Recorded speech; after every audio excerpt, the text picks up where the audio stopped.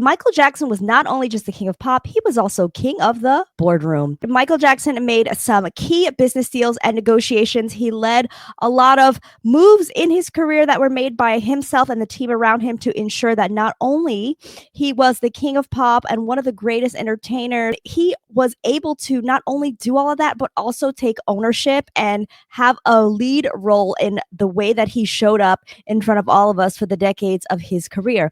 Now, I want to talk to you guys about a lot of the things that I discovered, and the most of the sourced material is going to be coming from a book that I absolutely love and I've talked to you guys about before. It is called Michael Jackson Inc. So this book takes a look behind the scenes at some of those marketing decisions as well as the actual numbers and figures, which I thought was super, super interesting. It goes through Michael Jackson's career from his time with the Jackson 5 all the way up and through his death and posthumously what his estate has accomplished and done. This author is an author of 5 other books. He's a former Forbes senior editor. Zach O'Malley Greenberg is the author of the book, and it was released in 2014. Michael Jackson Inc. features stories, accounts from industry executives, and it chronicles the entire business moves and like the whole big picture during Michael Jackson's rise to international stardom. So, number one thing that I want to start off with when we talk about Michael Jackson as a businessman, we cannot not acknowledge Joe Jackson. And I want to acknowledge Joe Jackson because for the beginning of their career, Michael Jackson's manager was Joe Jackson. He managed the Jackson 5. He was the one that took them on the Chitlin circuit and brought them all around. And he was their manager. Although they were signed to a label, Joe Jackson made a lot of the decisions. And so a lot of the decisions that happened during the Jackson 5 period of time were his, and as well as the team around them. And one of those decisions was most notably the move from Motown to Epic Records. Now, if you did not know, the Jackson 5 started out at Motown in 1969. They had a record-breaking career where they had their first four singles shot to the number one spot on the Billboard charts, which was breaking a big record. And one of the things that, although they had great success at Motown, they didn't have was their creative freedom. Now, after a while, the Jacksons wanted to have that creative freedom, so they broke free from their contract at Motown and made this jump from Motown to Epic Records in 1976. Now, with this jump to Epic Records, they saw an increase in royalties. So when they moved with a $3.5 million guarantee. Now, mind you, this is 1976 dollars. So adjusted for inflation, the number is going to be right here, 2025 number, 3.5 million guarantee and a higher royalty rate of 14% of retail sales. So that's huge. They also gained creative control. That's something that they didn't have. So previously, a lot of the songs that the Jackson 5 recorded were remakes of like previously recorded songs by other artists like Diana Ross. The corporation wrote a lot of their music, the Motown writers. And so they didn't have publishing rights or anything like that. I'm going to go ahead and move on to later off in his career. And we're going to talk a little bit about his time at CBS as a solo artist. But before I get into that, we have to talk about Walter Yetnikoff, the former CBS Records chief. I want to talk to you guys about a quote that he shared in the book that I thought was really interesting. And this is about Michael Jackson as a whole, as an artist and as a person in totality. To me, it's very simple, says a former CBS chief. They coexist. He had the childlike emotional kind of thing, and he had the astute one, the astute businessman. I don't see that as impossible to have two different sides to a personality. I may be the only one who says sounds all right to me. Not sounds all right, but sounds almost normal. So a little bit of history into Walter Yetnikoff and Michael Jackson's videos playing on MTV. So Walter was the one that made that ultimatum to MTV. A lot of you guys might know this, but Billie Jean, Beat It, like those videos were one of the first major videos from a Black artist to be played on MTV, which was really heavily focused on like rock and roll and all of that. But they refused to play Billie Jean when it first came out. And Walter Yetnikoff said, no, you're not going to do this. If you don't play Michael Jackson's Billie Jean's short film, as we know it today, or music video on your programming, I'm going to pull other artists like Billy Joel, Bruce Springsteen. And it was super interesting to me because we always think about Michael Jackson as the first Black artist to have music videos on MTV and all that stuff, but we don't really know the true and full story behind it. So if you're interested in the full story, I'm only going to give you guys a little bit of a hint of what was in the book. Make sure that you're purchasing the book, and I'm going to actually link the book right here. If you just click below the link on the description box, and it's going to show you products linked, you can purchase the book from a number of retailers, and you learn a lot. Matt Forger. Hi, Matt Forger. Really, really nice guy and sound engineer to Michael Jackson for the longest time. He actually had a quote in the book, and he was interviewed for the book, so he's got little sprinklings of information throughout it. But here's something that I found interesting that I wanted to share. Michael Jackson studied people who had attained success in their field, but he also studied people who, although they were successful in the popular sense, they may not have been successful in a business sense, recalls Forger. And he studied those people and the mistakes that they made so he would not make those same mistakes. There is that popular story of Michael Jackson purchasing rights to certain songs, songs by like Little Richard and I believe even Sam Cooke and Jackie Wilson, and giving them back the publishing rights. So one of the things that Michael Jackson did was not only purchase publishing rights to songs by artists like Little Richard and give them back to them because they couldn't afford them at the time. He gave them back their masters.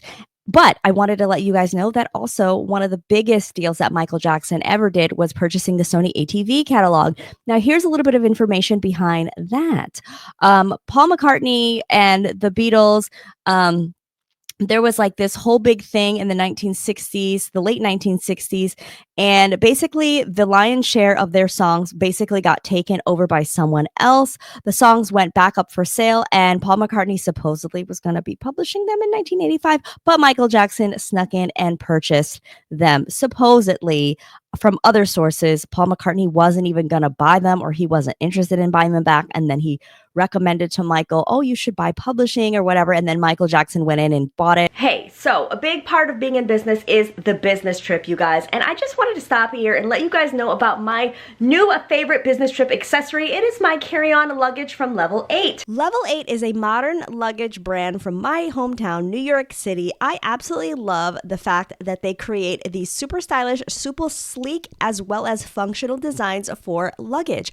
I got a carry-on luggage, and I needed this because, you guys, I just don't like to check bags. I like to have my stuff on me at all times, and I love the fact that this has a waterproof compartment as well as a strap to keep your stuff in, and it holds so much, you guys. The luggage was ultra quiet, and it has a really, really smooth feel when you push it in the airport. And I recently took it to the airport, and it did really great for me. It was not super heavy. Sometimes you get luggage that's really heavy. It was lightweight. It was easy to travel with, easy for me to haul above my head and put in the overhead compartment. All in all, I recommend Level 8 Luggage, and I hope you guys will check them out. Make sure that you guys are checking out Level 8 Luggage for all of your travel needs. They have carry-on luggage as well as larger luggage and luggage sets. So for all of your travel needs, and I know that y'all are going to be coming out to LA, not only for the Heal LA events, but also for maybe the biopic premiere, make sure that you're checking out my link in the description box to get your Level 8 luggage today.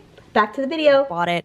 He later on says that like he felt betrayed by Michael and was angry and was like, how could you now own my songs when I'm the one who gave you the information on how to do it? And they were friends supposedly in the 1970s, all up until they did duets together, right? They did Say, Say, Say. They did The Man, The Girl Is Mine. And yeah, supposedly their friendship ended obviously after that. And here is a quote from Paul McCartney. He won't even answer my letters, so we haven't talked and we don't have that great relationship, McCartney shared in 2001. The trouble is I wrote these songs for nothing, and buying them back at this phenomenal sum, I just can't do it. At the time, Sony ATV was a catalog of 4,000 songs, including 251 of the Beatles songs. Branca did the deal for Michael Jackson. John Branca, who's now the co-executor of the estate and was his lawyer for many years. He did the deal. He bid $30 million, but other bids brought it up to $47.5 million. And supposedly, I don't even know, this is from American Songwriter, is my source, you guys, but this quote says by Michael, "You can't put a price on a Picasso. You can't put a price on these songs. There's no value in them," allegedly, Michael said. "They are the best songs that have ever been written." So, the Beatles catalog provided Michael Jackson with one of the hugest assets that he ever owned.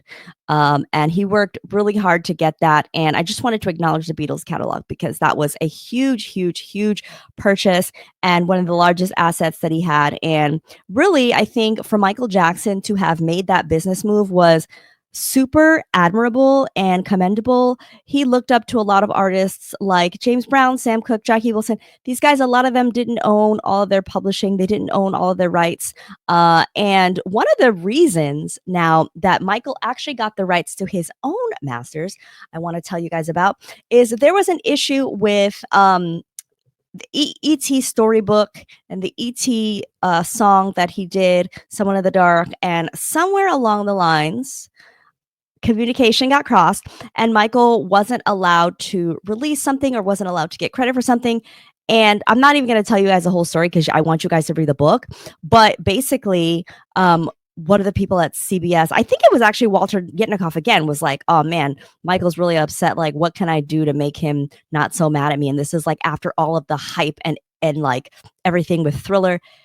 And John Branca was like, "Give him back his masters." And that's what they did. So I thought that that was also super interesting. The Thriller era also stood out to me. Speaking of Thriller, they discussed the negotiations for the Thriller music video to be made and the deal that Michael Jackson and John Branca made to get the funding. If you did not know, when Michael Jackson was recording the Thriller music video, there was no interest from the record company to even do a video. The Thriller album had already done everything that it needed to do. It was super successful, especially after like the Billie Jean performance with Motown 25 and all of that. And so there was really no need or no desire by the record company to even do like a video for this last single or to do a high budget video. So they had a really tiny budget. They were like, "You don't even really need to do it." Michael had bigger ideas and a bigger vision. So he really wanted to create something monumental, like a real short film, which he did. One of the only music videos, I think it's the only music video to be inducted into the Library of Congress as, you know, the monumental music video that it is. But yes, very interesting how they were able to work with some networks as well as Vestron Video to work out a making of the Thriller music video to actually fund the creation of the video. Yes, you got that right. The making of Thriller actually was kind of the leveraging tool that they used. They said, "Okay, we'll make a making of behind the scenes video for you guys, program for you guys, in exchange for the money up front." So that's how they got the money to do the Thriller music video. And the rest is history. Another cool story that I saw in Michael Jackson Inc. was the story about the drunk driving commercials.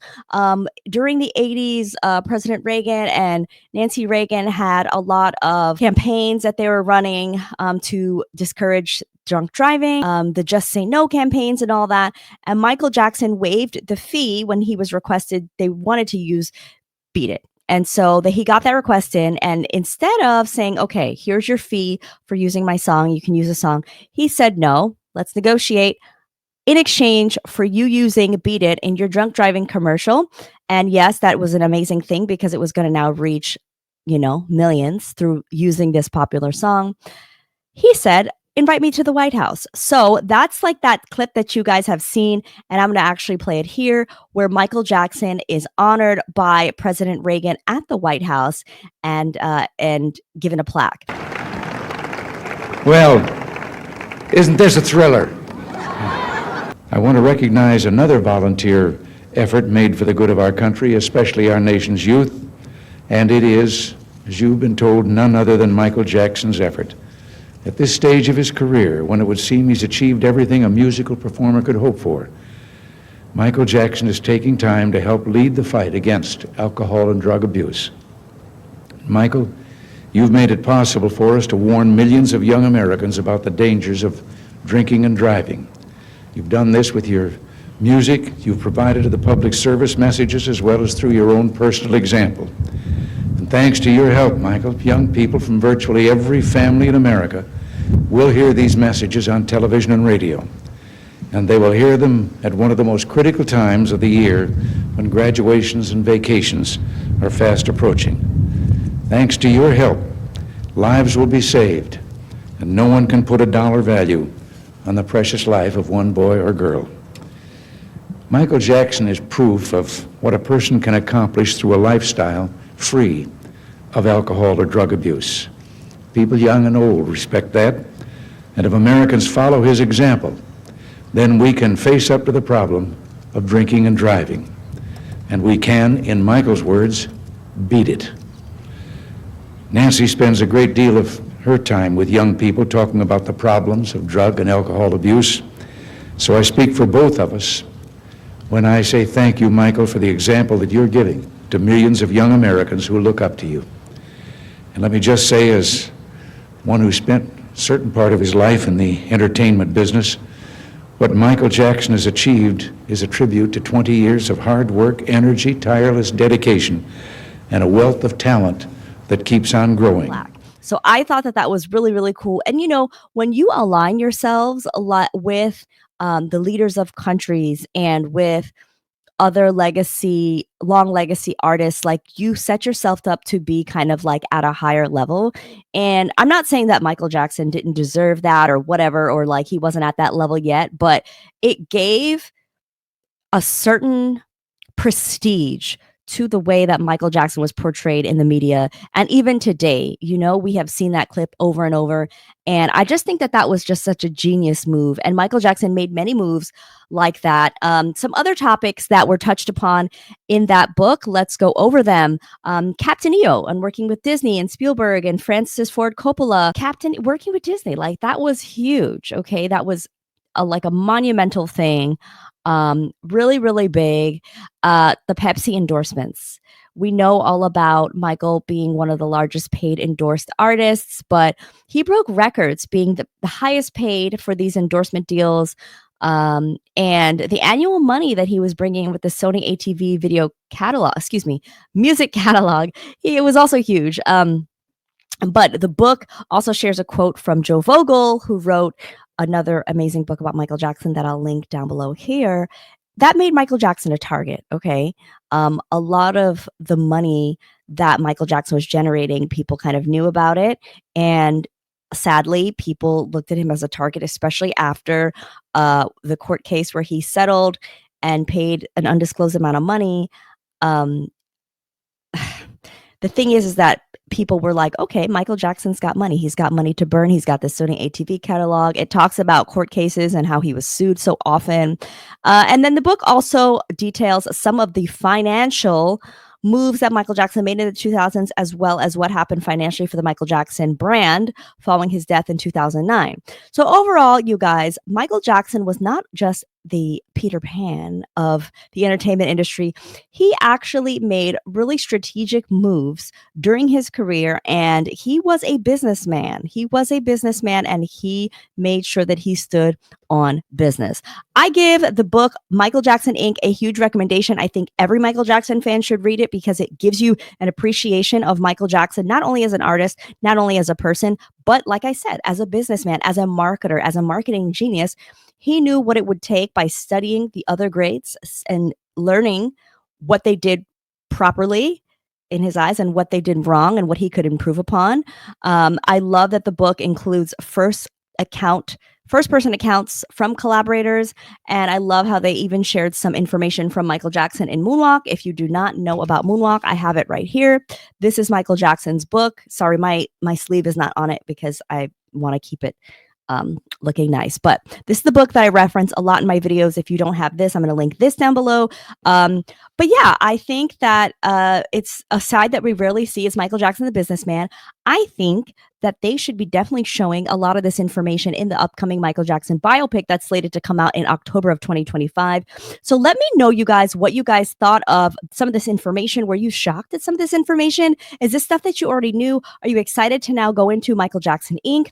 And I want to let you guys know that if you are interested, I'm thinking about doing a book discussion over on Patreon about Michael Jackson Inc., just because I love the book so much. If you're not familiar, my Patreon is a community of members where I post 3 times a month of exclusive videos just for Patreon members.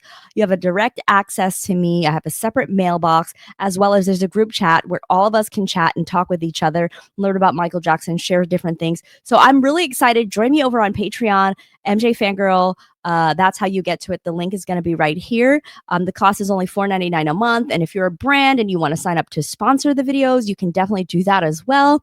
So all in all, I want to thank you guys for watching this and keep watching for more Michael Jackson videos. If you're interested, make sure you're hitting the subscribe button, and I'll see you guys next time on MJ Fangirl TV.